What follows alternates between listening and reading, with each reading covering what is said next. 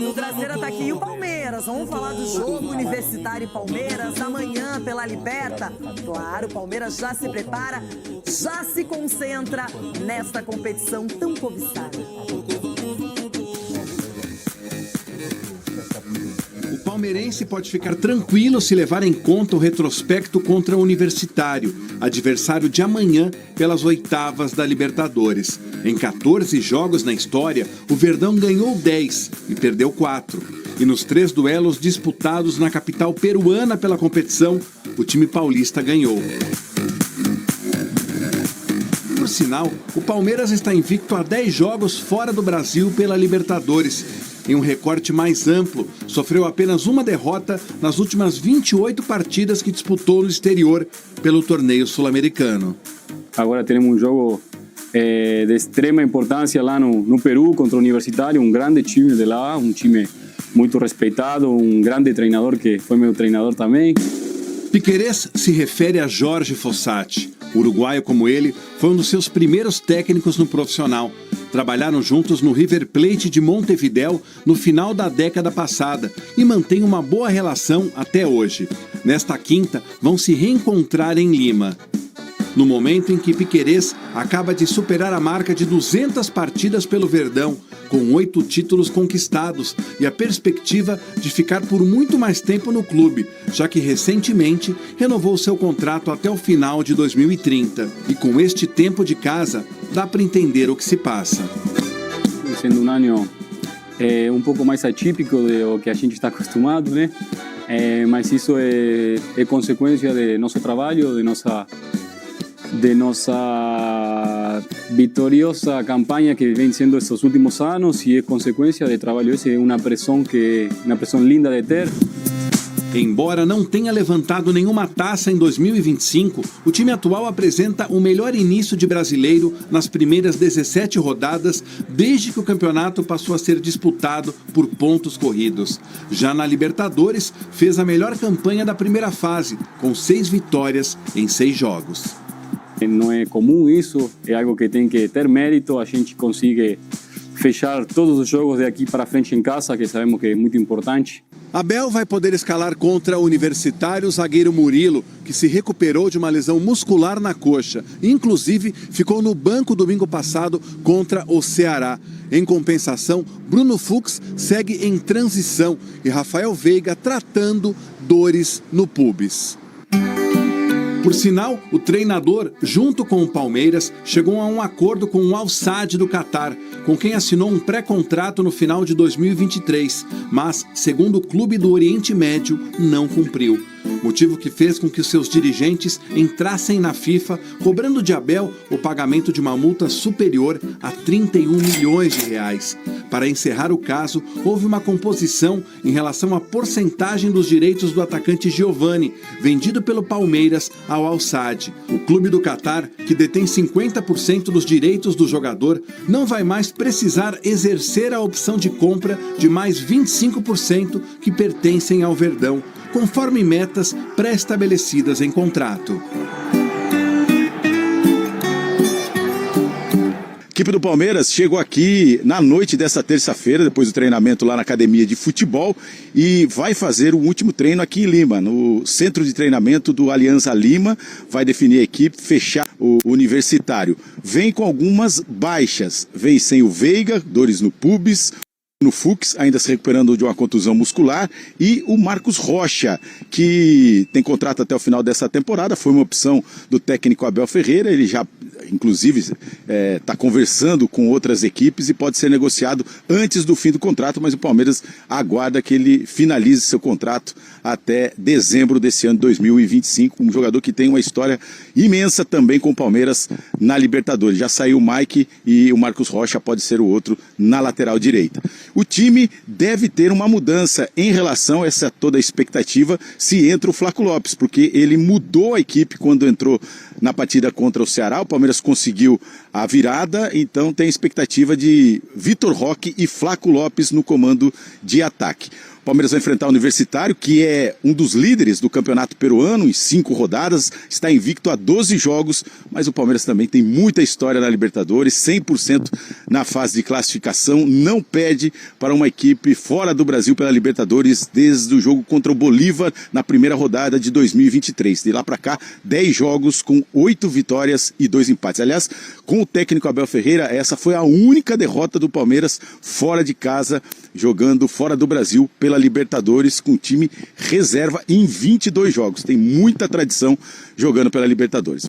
Lili, Bruno, sabe que eu tive que explicar aqui para o taxista na chegada em Lima, ele perguntando, o Palmeiras está brigando pelo título brasileiro, é 100% de aproveitamento na Libertadores, mas por que os torcedores estão bravos com o time? É o efeito derby que ainda vai continuar nessa Libertadores no jogo contra o Universitário. É difícil explicar, viu? Nicolete segue acompanhando passo a passo do Alviverde lá em Lima, no Peru, Bruno. Informação saindo aqui de Medellín, hein? Marcel Ruiz, o Palmeiras considera que a negociação está encerrada pelo preço, por não conseguir convencer o Toluca. Marcel Ruiz não virá para o Palmeiras, pelo menos não nessa janela até o dia 2 de setembro. Encerrada a negociação. Júlio Enciso pode vir. A tentativa é trazer o paraguaio do Brighton antes do final da janela, dia 2 de setembro.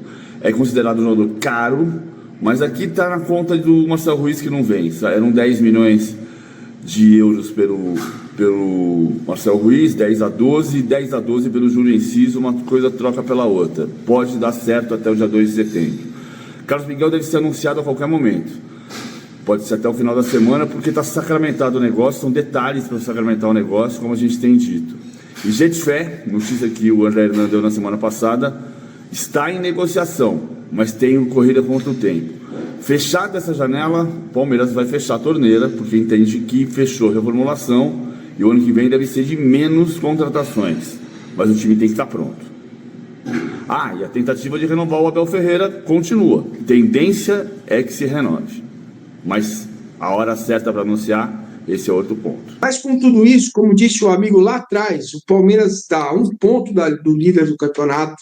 Melhor campanha na Libertadores, o trabalho é consistente, essa palavra tem que ser dita, tá? Porque qualquer outro clube estaria aí ladeira abaixo, certo? E agora? Muito bem, Palmeiras no mercado da bola forte, segundo o PVC, desistiu do Ruiz, mas tem um Enciso que é um moleque, 28, 21 anos, moleque, tem alegria nas pernas, hein? Gosto dele. Tem o Jetfé, que é lateral esquerdo do Rangers da Escócia, e tem o Carlos Miguel, que deve chegar aí na sexta-feira, certo? É isso. Que é o que o Guilherme está falando aqui, trabalho consistente, eliminado todo mata-mata, não é todo, nos últimos sim, mas continua bem no Brasileiro e na Libertadores. Tem um mata-mata amanhã, Dudu. Patrícia, vou começar com a Patrícia. Amanhã, quinta-feira, Palmeiras e Universitário do Peru, um jogo lá. O que você planeja? O que você pensa desse jogo, por gentileza, com o Murilo de volta e possivelmente o Bruno Fux, hein? Massa, acho que se todos já tiverem em boa forma, né, para jogar, eu acho que o Abel ele não vai mudar muita coisa, talvez a única mudança, eu até duvido muito que ele vai fazer isso já de cara, colocar o Flaco e o Vitor Roque juntos. Eu iria com os dois juntos, tá? Eu tiraria o Facundo e eu iria com os dois, né? Então, se não for mudar tanto, eu tiraria só o Facundo. O Soma Comol está dizendo que o Fux não viajou. Eu não sabia disso. Aí a Rita está confirmando. Então, o Fux está fora. Ele não trabalha na alfândega do Porto de Guarulhos. Obrigado pela informação. Vamos lá. Bom, então, recapitulando, se o Fux não vai, então, muito difícil. Então, acho que o Abel, enfim, não vai mexer muito nessa questão de zaga, não vai colocar 3 zagueiros. Acredito muito pouco que ele vai fazer isso.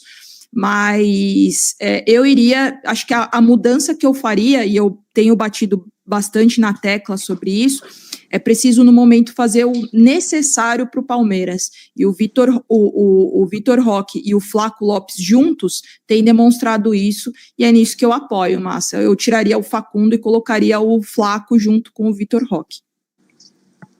Muito bem, aqui o Danilo está aqui, ó, notícia de que o Marcos Rocha, Veiga e Fux não viajaram.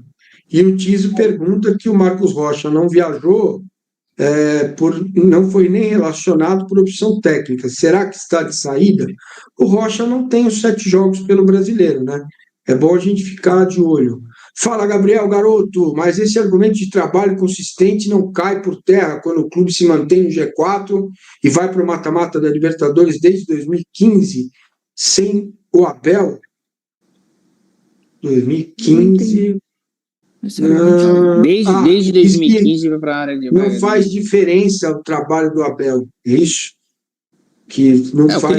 O que ele quer desmistificar é que o Palmeiras ele começa um ressurgimento, um protagonismo em 15 e não em 20 quando chega o Abel. Acho que quando chega o Abel é um momento, é o ápice do negócio, mas nós fomos campeão da Copa do Brasil no ressurgimento em 15, 16 foi campeão brasileiro, 17 não buscamos nada, 18 foi campeão brasileiro, é isso que ele quer dizer. Existe títulos, existe campeonatos conquistados, resultados dos campeonatos nessa fase antes de Abel. Essa fase ela começa em 15 e perdura até hoje, mas o Abel 50%, que chega em 20, né? Então. Jogo, Eduardo, faz favor, fala do jogo. Eu iria de Murilo, acho que o Murilo 30%, 40% é melhor do que o Michael. A gente falava na segunda-feira exatamente isso que vocês falavam. Precisamos de uma defesa mais coesa, mais sólida, mas como, né? A gente precisa, mas como fazer? Do jeito que tá, a defesa não tá. Com essa escalação, a defesa não tá. Talvez individualmente, com a chegada do Murilo, acho que o Palmeiras ganha bastante já nesse ponto, nesse quesito. Como o Fux não foi, acho dificilmente para 3 zagueiros de ofício. Gostaria muito de ver a dupla, até os números, eu não sou muito de ver números, mas a performance como um todo mostram que jogando junto Flaco Lopes e Vitor Roque a coisa acontece lá na frente, né? Principalmente o Vitor Roque não precisando sair o tanto de jogar de costas para o gol, podendo vir pelas beiradas, acho que cresceu bastante o futebol. Eu iria com 2 volantes de ofício. Eu iria com a linha de 4, com 2 volantes de ofício e Flaco e Vitor Roque desde o começo. Eu escalaria o Aníbal com o Emiliano, liberando um pouquinho mais o Maurício, o Sousa pela esquerda. Sousa pela esquerda.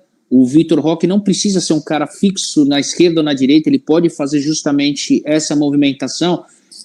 Imaginemos que ele comece pela direita, quando ele vem ali buscar, quando ele vem fazer, o Maurício pode buscar esse espaço, já que o Giai provavelmente não vai passar. Então, quando você tem 2 volantes de ofício, você dá um pouquinho mais de liberdade desses 4 jogadores, Maurício, mais os 3 da frente, Sousa, Flaco e Vitor Roque se mexerem mais e libera mais um pouquinho o Piquerez. O Sousa tem que jogar não de ponta esquerda, mas mais por dentro, fazendo aquela função quando ele entrou contra o Atlético Mineiro, ou a função que o Felipe Anderson fez quando entrou. Essa seria a minha escalação.